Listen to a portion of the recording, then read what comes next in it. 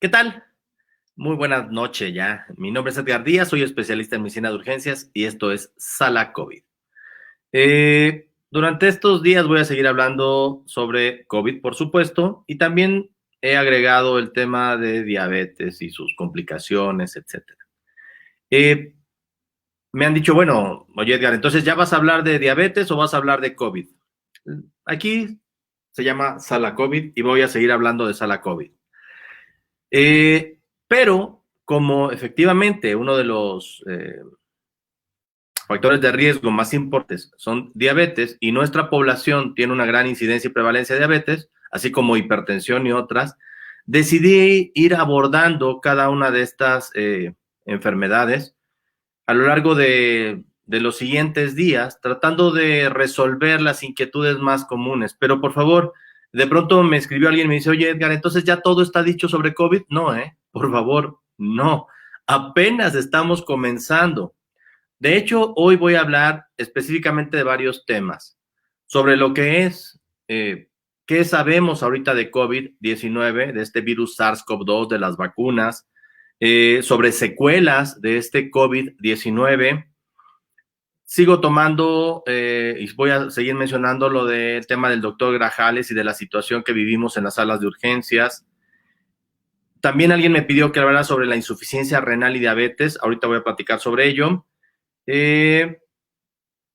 Y bueno, voy a tocar el tema en cuanto a hipoglucemia.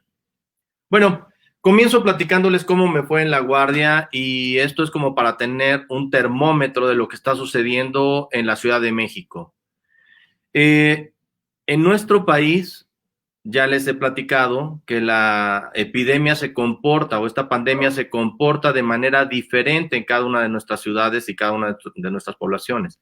En la Ciudad de México, si bien ha bajado el número de casos, hay colonias que siguen en semáforo rojo y que lamentablemente las complicaciones e incluso la cantidad de muertos que se siguen presentando en nuestra ciudad es importante. Y lo podemos ver a nivel nacional. Oye, entonces está bajando la curva. No, no, no, no, no, no. O sea, de verdad que esa curva ya está, este, más manipulada que la fregada. Oye, no, Edgar, es que han subido un chorro los casos y que nuestro país es el que tiene mayor tasa de mortalidad por casos. Sí, sí, sí, sí. O sea, y no pretendo defender en ningún sentido a las personas que han llevado esta estrategia, que desde mi perspectiva ha sido una estrategia fallida a todas luces. Pero sí debo plantearles lo siguiente. O sea, la mortalidad que tenemos por el número de casos registrados es tan alta porque hay muy pocos casos registrados. O sea, el número de pruebas que se están haciendo en nuestro país son mínimas. ¿Qué es lo que está sucediendo lamentablemente? La cantidad de casos se está elevando porque estamos haciendo un poco más de pruebas. Y lamentablemente también se sigue muriendo la gente y hoy lo vemos también, tristemente, que están muriendo muchos en sus casas. Va a haber un subregistro de muertes enorme. Y estoy hablando de poblaciones pequeñas, o sea, va a haber poblaciones rurales donde la gente se va a morir y ni quién se va a enterar. Va a haber poblaciones en las cuales dicen, no, no, no, es que mi familiar yo lo quiero enterrar, pero ya me dijeron que si digo que tiene COVID, a fuerza lo tengo que llevar a un crematorio y yo no quiero llevarlo a un crematorio, entonces por favor, no lo voy a llevar al hospital. Y a partir de ahí, el subregistro se eleva. Tristemente, el día de ayer al hospital llegaron 3 pacientes que ya habían fallecido en casa, fallecieron en el trayecto al hospital porque, por un lado, el paciente decidió que quería quedarse en casa, pero a última hora los familiares no supieron qué hacer y lo llevaron al hospital. Les recuerdo que si su paciente ya tiene un seguimiento como paciente con sospecha de COVID o confirmado por COVID, si él no quiere ir al hospital y fallece lamentablemente en su casa, se les puede extender el certificado de defunción en su domicilio. Entonces, considérenlo, lamentablemente, también como parte de esta nueva realidad. Entonces, La Guardia yo esperaba algo diferente y se los digo abiertamente. La Guardia estuvo pesada, estuvo así con agridulces. Los conflictos que ya hay en los hospitales son muy importantes, incluso entre los residentes, entre enfermería y médicos, entre los propios médicos, porque se está generando un desgaste, lo que conocemos como burnout. Muchos de nosotros, yo mismo, debo reconocer que ya estoy cansado y que a veces mi tolerancia es baja, y también eso fue una de las explicaciones por qué no había transmitido. La verdad es que ya andaba yo con la pila baja y no tiene caso que venga aquí a arme o a estar aburrido. No, no, no. O sea, si vengo aquí es para ofrecer algo, para desahogarme también, por supuesto, pero para tratar de resolver estas dudas y, qué hueva, perdón, qué flojera estar escuchando a alguien solo quejarse, no. La verdad es que yo prefiero ofrecer soluciones y resolver dudas, por supuesto. Entonces, una de las cosas que quiero platicarles y que ojalá todos podamos hacer algo, ya les he dicho que como sociedad necesitamos unirnos. Lo que sucede con el doctor Grajales es algo lamentable y que también nos pone a reflexionar, y esa fue una de las razones por las cuales yo andaba con la pila súper baja. No es posible, neta, que yo me vaya a arriesgar a un hospital.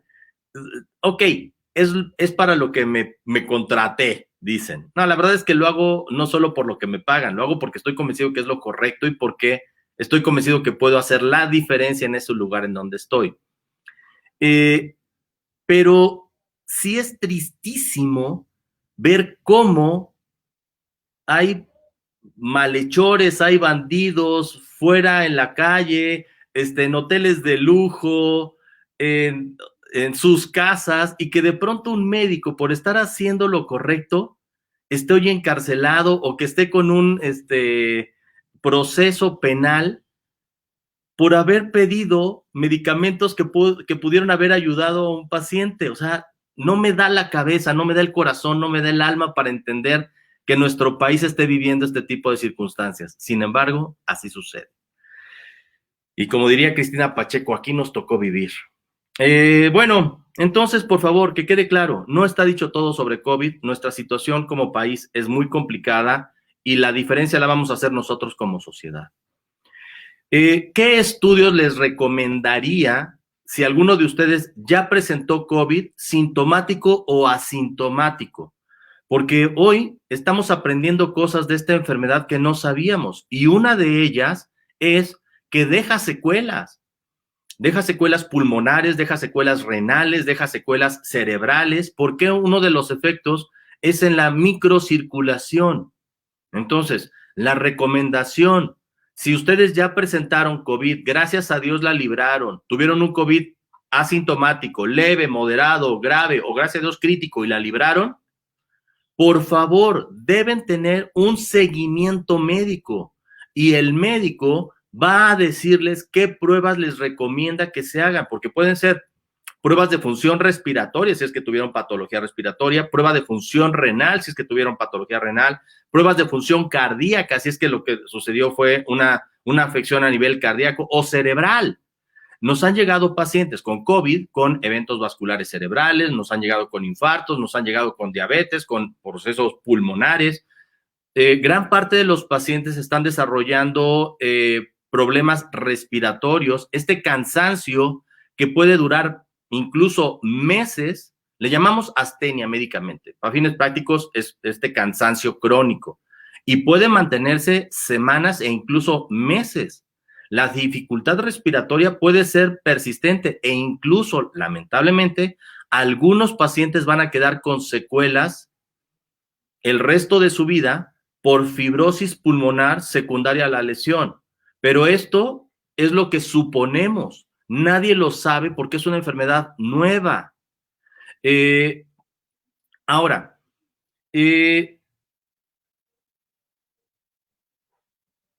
los estudios que les recomendaría, y me preguntan cosas en cuanto a si la sinusitis tiene que ver o no con el paciente con COVID.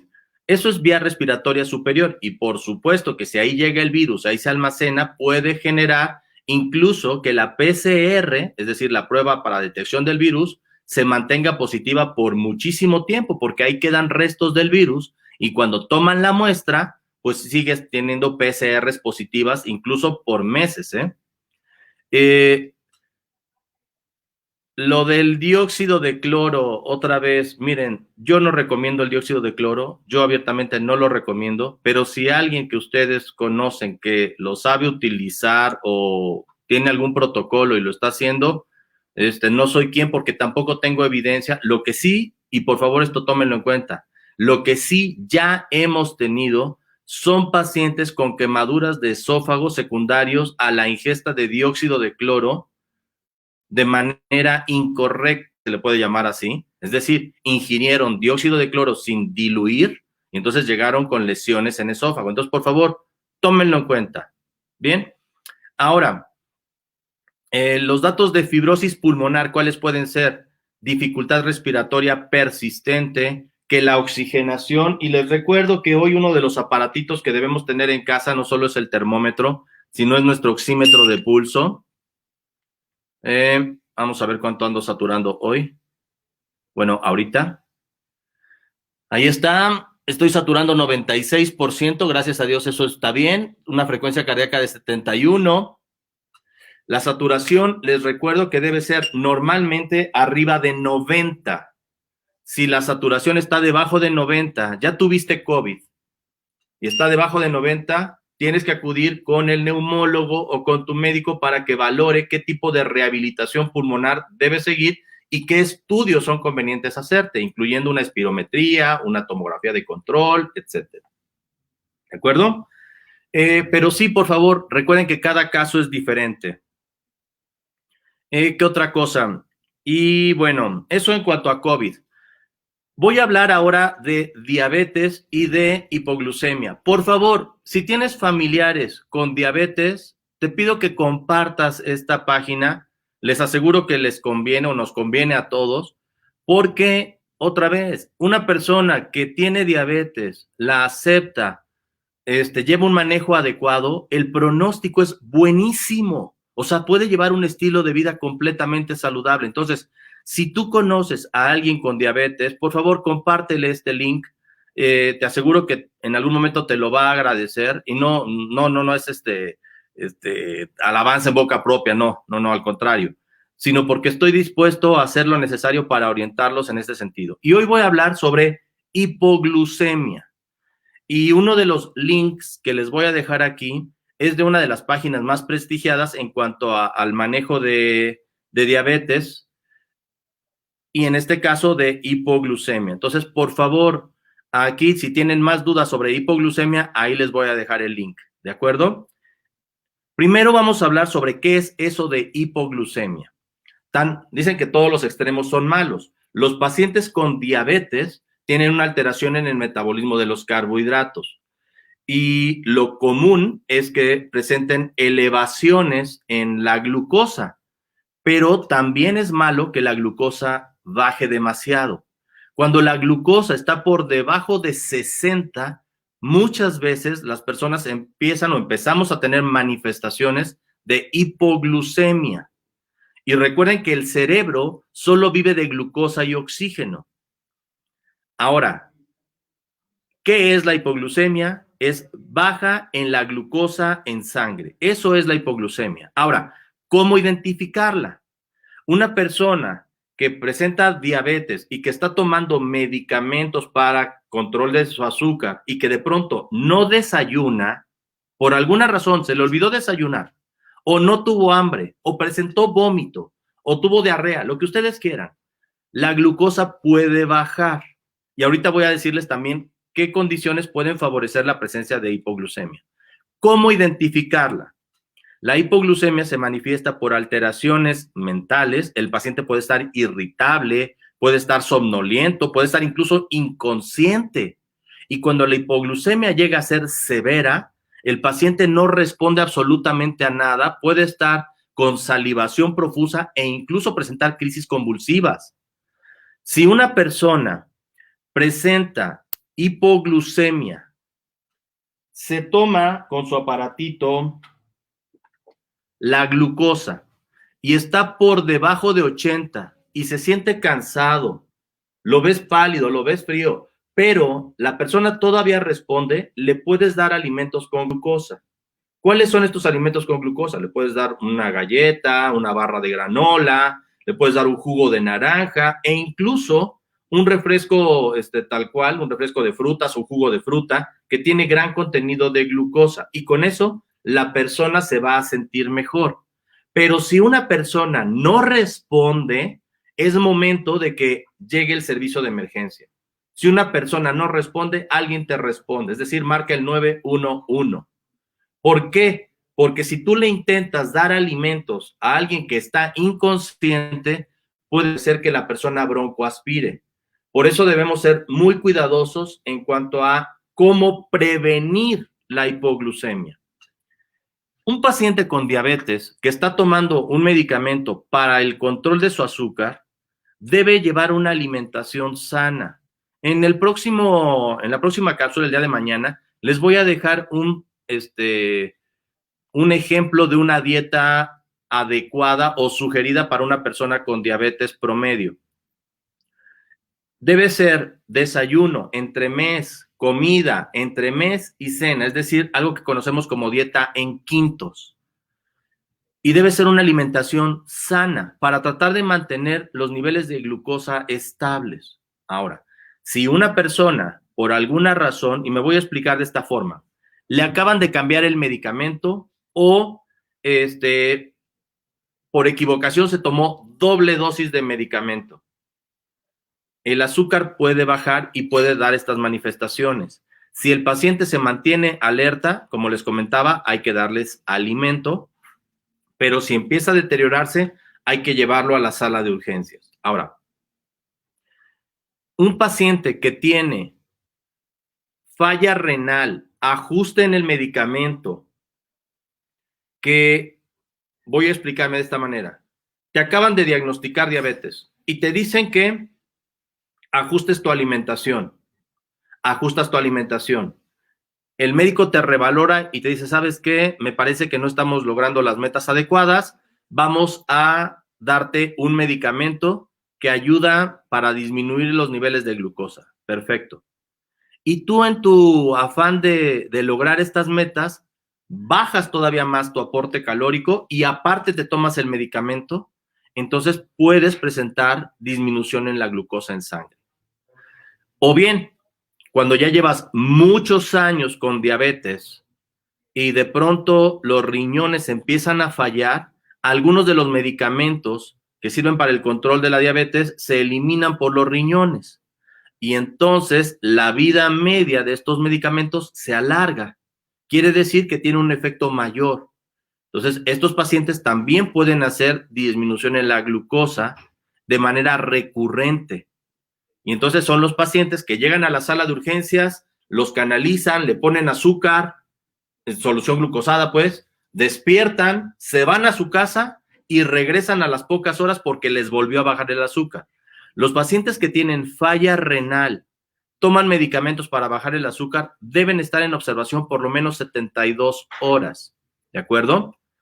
Y bueno, si tú de pronto no tienes diabetes y haces hipoglucemias recurrentes, por favor acude con tu médico porque definitivamente eso no es normal. Bien, les dejo entonces ahí la página sobre lo que es la hipoglucemia y cómo se controla o cómo se identifica y también qué hacer para que no suceda. Hablaba hace ratito de la insuficiencia renal.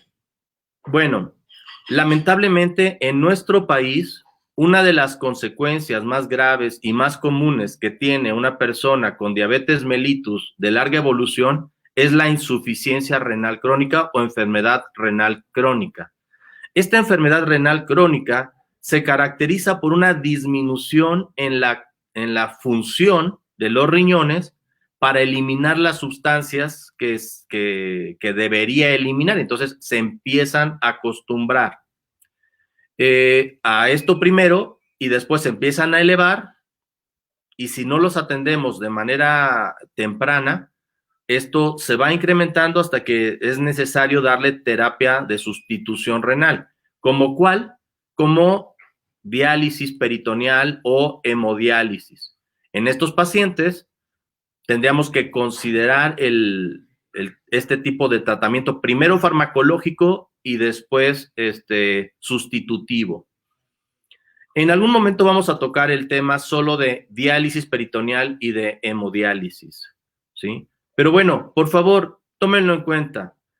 Si una persona con diabetes lleva un control adecuado de su azúcar, es muy probable que no desarrolle una insuficiencia renal de tal grado que requiera terapia sustitutiva. Por eso es que, insisto, hay que aprender a vivir y a convivir con la diabetes. También les dejo ahí un link, por favor, para las personas que preguntan qué riesgos hay. Yo tengo diabetes o yo tengo un familiar que tiene diabetes. Ahí viene un link sobre lo que es la diabetes y el desarrollo de insuficiencia renal. Bien, cómo identificar, cómo tratarlo en casa, cuándo acudir al hospital. Bien, otra recomendación, o mejor dicho, una petición.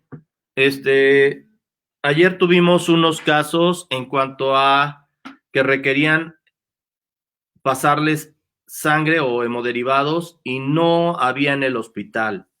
De verdad, aquellas personas que puedan donar sangre, se los pido de la manera más atenta, ojalá puedan acudir al banco de sangre más cercano para donar. ¿Por qué? Porque nos hace muchísima falta. Por favor, tómenlo en cuenta. Ahorita me escribe Teresita, que es una amiga a la que quiero mucho, me dice una coquita. Les puedo comentar algo, la coca no es mala. Es más, las donas Bimbo tampoco son malas. ¿Qué otra cosa? Chongos zamoranos tampoco son malos. Lo malo es que no sabemos limitarnos, consumirlos de manera correcta, no nos medimos. Porque de pronto ya no es una coquita, ya son 2 coquitas, o ya es una coquita diaria, o de pronto tengo con conocimiento de causa conocidos que no pueden vivir sin coca, según ellos, El problema va a ser después, que efectivamente se van a dar cuenta que sí podían haberlo hecho. Una buena alimentación y ejercicio. Y de hecho, hoy les tengo parte de lo que para hacer ejercicio. Esta es una de las rueditas que tengo. Estas son unas cositas que utilizo para hacer ejercicio en cuanto a las lagartijas. Este es otro de lo que utilizo para hacer ejercicio. Estas dos son otras cosas, son ligas. Igual aquí nada más las voy a mostrar. Y esto es lo que utilizo aquí en casa. Es decir, el que quiera hacer ejercicio lo va a hacer y el que no va a encontrar el pretexto. Estoy viendo la forma de grabarles unas rutinas rápidas y fáciles para hacer ejercicio en casa. Entonces, por favor, tómenlo en cuenta. Del COVID no lo sabemos todo. Es más, apenas estamos aprendiendo sobre lo que es el COVID-19 y sus complicaciones. Cada una de las personas que presentó COVID-19, la infección, puede tener secuelas diferentes y en distintos grados. Entonces, es necesario que si tú tuviste COVID, por favor, sigue con tu médico para que valore si presentas algún tipo de secuela y si es así, qué tratamiento te recomienda para tratar de sobrellevarlo mejor o corregirlo. La otra, las personas que sigan con dificultad respiratoria, si tienen un neumólogo cerca, por favor, acudan con ellos, porque seguramente pudieron presentar un dato de fibrosis. Si tienes diabetes, por favor, cuídate mucho, un estilo de vida saludable.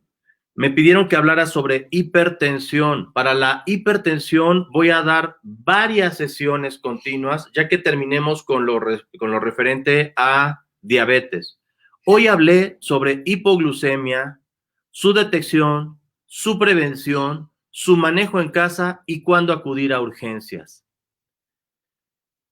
El día de mañana hablaré sobre lo que conocemos como cetoacidosis diabética, es decir, aquellos pacientes que tienen diabetes mellitus tipo 1, que son los que muchas veces presentan cetoacidosis. ¿Y cuál es la diferencia con el otro estado? Incluso después hablaremos sobre el estado hiperosmolar y cómo, otra vez, identificarlo, prevenirlo, cómo manejarlo, sobre todo cuando acudir a urgencias. ¿De acuerdo? Entonces, por favor, les pido de la manera más atenta, si puedes, quédate en casa, manténla bien ventilada. Si tienes que salir, utiliza cubrebocas. Recuerda que somos el tercer país con mayor número de muertos. Si puedes ayudar a algún médico, hazlo. También te lo digo de manera responsable. Si puedes ir, y ojalá de verdad el doctor Grajales Yuca pronto salga de este trago amargo. Tengo conocimiento de varios médicos que se siguen muriendo, enfermeras que se siguen muriendo. Como sociedad, por favor, hay que mantenernos unidos. Si te sientes mal, consulta con tu médico de confianza. Si tienes dificultad para respirar, acude a la sala de urgencias. No lo dudes o activa el 911, que es el número nacional de emergencias. Bien, pues me despido. Mi nombre es Edgar Díaz, soy especialista en medicina de urgencias. Esto fue Sala COVID. Si puedes compartir esto, te lo voy a agradecer muchísimo y estoy seguro que aquellas personas a las que he podido resolverles sus dudas también te lo van a agradecer. Bueno, hasta luego. Nos vemos mañana.